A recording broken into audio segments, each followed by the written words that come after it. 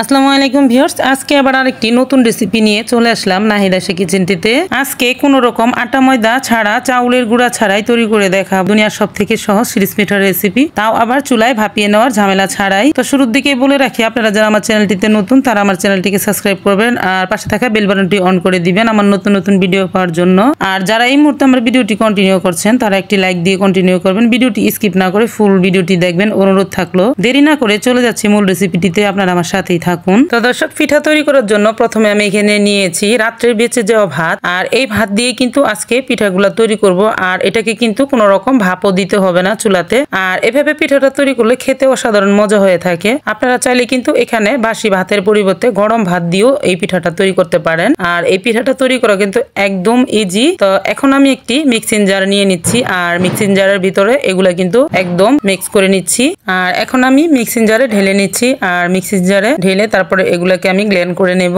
আর gland করার আগে আমি এখানে 2 টেবিল চামচ পরিমাণের পানি দিয়ে দেব। আপনারা এখানে পানির পরিমাণটা একদম খুবই অল্প সামান্য দিবেন, 2 চা চামচ অথবা 4 চা চামচ পরিমাণের দিয়ে দিলেই কিন্তু হয়ে যাবে। এর থেকে বেশি পরিমাণের দেওয়ার কোনো প্রয়োজন নেই। এখন আমি এটাকে গ্ল্যান্ড করে নিচ্ছি।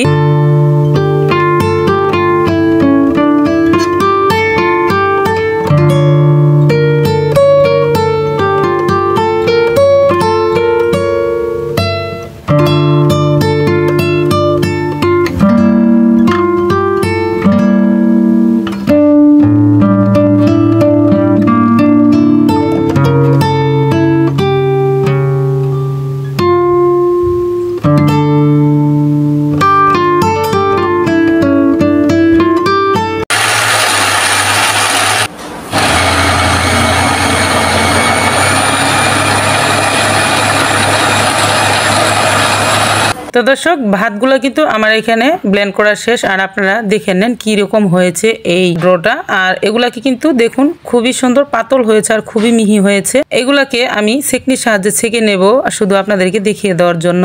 আর এভাবে ব্লেন্ড করে নিলে কিন্তু ছেঁকনি দিয়ে না ছেঁকলেও চলবে, তারপরও আমি আপনাদেরকে দেখিয়ে দিচ্ছি যে এইভাবে ছেঁকে নেওয়ার পরে যদি কোনো রকম ভাতটা থেকে যায় সেটা কিন্তু এই ছেঁকনিতে আটকা পড়ে যাবে, তার জন্য আমি একটু ছেঁকে নিচ্ছি।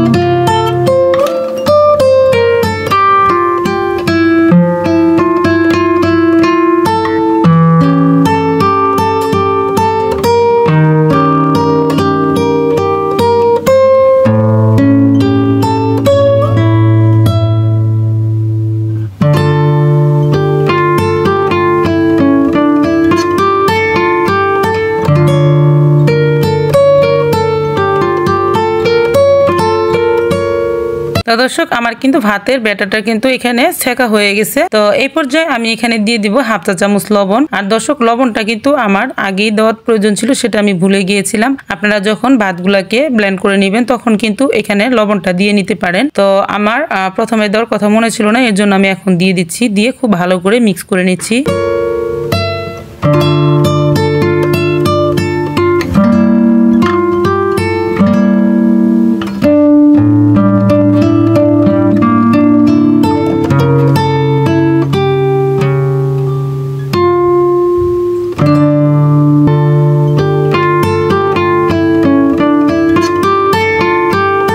আমার কিন্তু খুব ভালোভাবে মিক্স করা হয়ে গেছে। এখন আমি আরেকটি বাটি নিয়ে নিলাম, আর এখান থেকে অর্ধেকগুলা ভাতের ব্যাটারটাকে আমি ঢেলে নিচ্ছি সমান সমান করে। আর আমি একটিতে ফুড কালার দিয়ে দিব, আরেকটি হোয়াইট কালার রেখে দেবো। এর জন্য ফুড কালারটা আপনাদের পছন্দ হলে দিতে পারেন, না হলে স্কিপ করতে পারেন, কোনো সমস্যা নেই। আর ফুড কালার দিয়ে পিঠাগুলো তৈরি করলে আসলে দেখতে ভালো দেখা যায়। এখানে আমি অরেঞ্জ কালার ফুড কালার দিয়ে দিচ্ছি। আর এগুলাকে কিন্তু আপনারা যে কোনো বড় সুপার শপে অথবা বড় মুদির দোকানেও পেয়ে যেতে পারেন। আর যদি হাতের কাছে না থাকে তাহলে আপনারা দিবেন না, ভালো লাগলে দিবেন, না দিলেও কোনো সমস্যা নেই। আর এখন আমি ফুড কালারটা দিয়ে খুব ভালো করে মিক্স করে নিচ্ছি।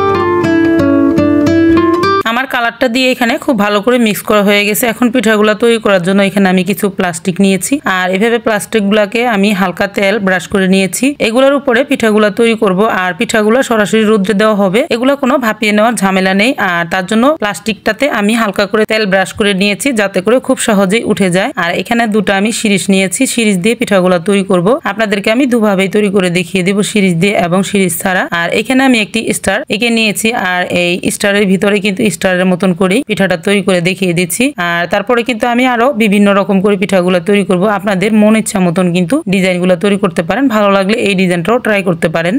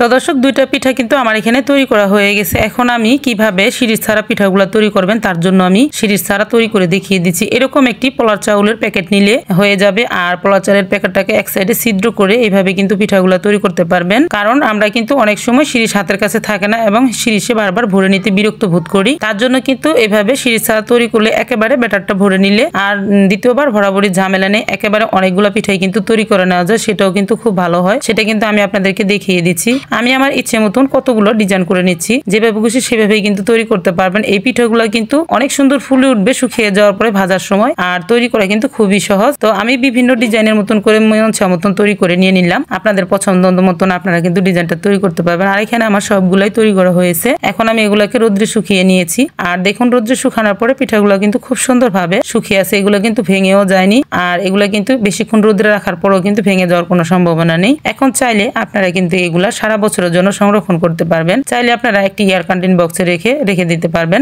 আর কিছুদিন পর পর রোদ্রে দিয়ে অবশ্যই ব্যবহার করতে পারবেন। আর দর্শক, এই পিঠাটা তৈরি করা এত সহজ আর খেতে এতটাই মজা, সেটা আপনারা তৈরি করার পরেই কিন্তু বুঝতে পারবেন। এই পিঠাগুলো সাধারণত শিরিষ পিঠা আমরা যেভাবে তৈরি করে থাকি তার থেকেও কিন্তু ফুলকো ফুলকো হয়ে থাকে এবং খুবই হালকা, একদম চিপসের মতন হয়ে থাকে। তো সেটা কিন্তু আপনারা যখন ট্রাই করবেন তখনই বুঝতে পারবেন। তো দেরি না করে আমি পিঠাগুলাকে এখন ভেজে দেখিয়ে দিচ্ছি। তো পিঠাগুলা ভাজার জন্য আমি চুলাতে আগেই কড়াই বসায় রাখছি। কড়াইটা খুব ভালোভাবে গরম হয়ে আসছে। এখন আমি এখানে বেশ কিছু পরিমাণের সয়াবিন তেল দিয়ে দিলাম। তেলটা খুব ভালোভাবে গরম হয়ে আসলে আমি পিঠাগুলো ভেজে নিচ্ছি। আর প্রথম পিঠাটা আমি চেক করে নিচ্ছি যে আসলে তেলটা কিভাবে গরম হয়েছে কিনা ঠিক মতন।